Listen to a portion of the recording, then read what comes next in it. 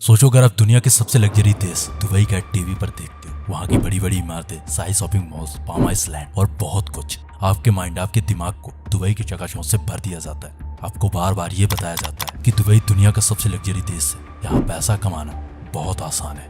अब आप भी वहाँ जाकर पैसा कमाना चाहते हो, आप भी लाखों की कमाई करना चाहते हो। आप इन सब बातों को आसानी से हकीकत मान लेते हो उन सब बातों को जिसके बारे में आपको बताया जाता है। और यहीं से शुरू होती है उस चकाचौंध भरी दुनिया की काली सच्चाई, एक ऐसी सच्चाई जो दिखावे की दुनिया में पनपती है, लेकिन साउथ एशिया के लोग उससे अनभिज्ञ और अनजान है। और उसी अंधेरे के साथ स्टार्ट होती है दुबई की dark reality. Habibi, come to Dubai.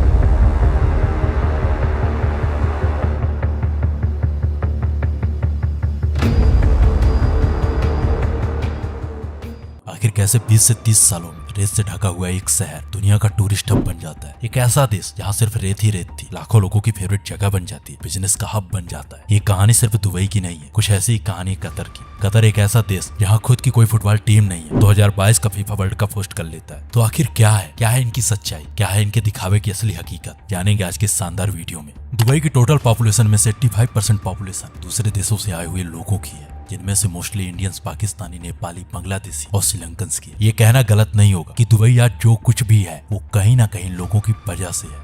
अगर ये लोग ना होते तो दुबई कुछ ना होता, क्योंकि दुबई की चकाचौंध भरी ये दुनिया के किसी भी इंसान को अपनी ओर आकर्षित कर सकती है। और कुछ ऐसा ही होता है इन लोगों के साथ। पैसा और आराम की खोज में ये निकल जाते हैं दुबई की ओर, लेकिन वहां पहुंचने के बाद उनकी आंखें फटे की फटी रह जाती है। वो जो सोच कर आते हैं वहां उन्हें ऐसा कुछ भी नहीं मिलता। दुबई एक अरब देश होने के बाद भी ये तेल से बहुत कम पैसा कमाता है। वहाँ की ऑयल इंडस्ट्री महज 1% कंट्रीब्यूट करती है दुबई की ग्रोथ में। टूरिज्म, ट्रेड और इंफ्रास्ट्रक्चर दुबई की जीडीपी को चलाने वाले लीडिंग ड्राइवर हैं। और इन सबको चलाने के लिए जरूरत पड़ती है कुछ ऐसे लोगों की जो दुबई की तपती गर्मी में घंटों तक काम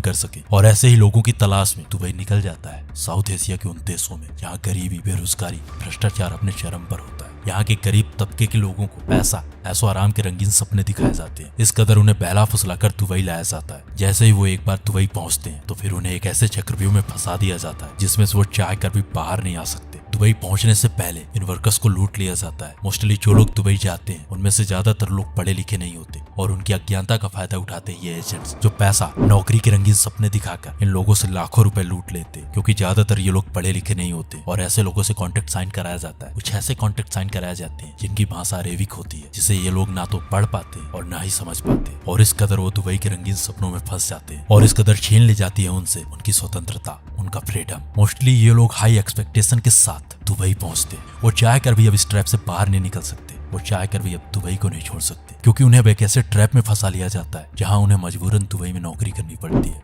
गवर्नमेंट के एक रिपोर्ट के मुताबिक गल्फ के 6 देशों में इंडिया के लगभग 60 लाख लोग काम करते हैं, और सालाना हजारों लोग वहां काम करते हुए अपनी जान गंवा देते हैं। कुछ ऐसी ही कहानी है 45 वर्षीय चित्तम की, जो पिछले 13 सालों से दुबई में काम कर रहे थे। लेकिन एक दिन दुबई की तेज गर्मी में उनकी सेहत बिगड़ जाती है, और बिगड़ते स्वास्थ्य के साथ उनकी मौत हो जाती है। चित्तम की पत्नी बताती है कि पिछले 13 सालों में सिर्फ 5 बार चित्तम घर आया था, और अपनी कमाई का महज 4 से 5 हजार रुपए अपने घर वालों को दे रहा था। ये कहानी सिर्फ चित्तम बस की नहीं है, ऐसे सैकड़ों चित्तम है जो दुबई तो गए लेकिन वापस लौट कर नहीं आए। 2014 में लगभग 450 इंडियंस की मौत दुबई में हो चुकी है। ऐसे में मजबूरन लोगों के पास कोई दूसरा ऑप्शन नहीं बचता। जो लोग कर्ज लेकर दुबई जाते हैं उन्हें मजबूरी में वहाँ काम करना पड़ता है। दुबई में लेबर तबके के लोगों के साथ ऐसा दुर्व्यवहार किया जाता है जैसे वो गुलाम हो। उनसे दुबई की तपती गर्मी में 12 से 13 घंटे तक कंटिन्यू काम कराया जाता है। उन्हें समय से पैसा नहीं मिलता। दुबई की शान शौकत भरी जिंदगी से लेबर क्लास के लोगों को अलग रखा जाता है, जिससे दुबई की सच्चाई बाहर ना आ सके। दुबई में वर्किंग और लेबर क्लास के लोग एक ऐसी बस्ती, एक ऐसी झुग्गियों में रहते हैं जहाँ ना तो पानी की व्यवस्था होती है और ना ही अच्छे से रहने और खाने की। कभी कभी एक छोटे से कमरे में 10 से 15 लोग रहते हैं। दुबई में सिर्फ नाम की डेमोक्रेसी है। हकीकत में वहाँ का अधिपत्य, वहाँ का शासन सिर्फ एक इंसान के पास होता है, और वो इंसान होता है वहाँ का राजा,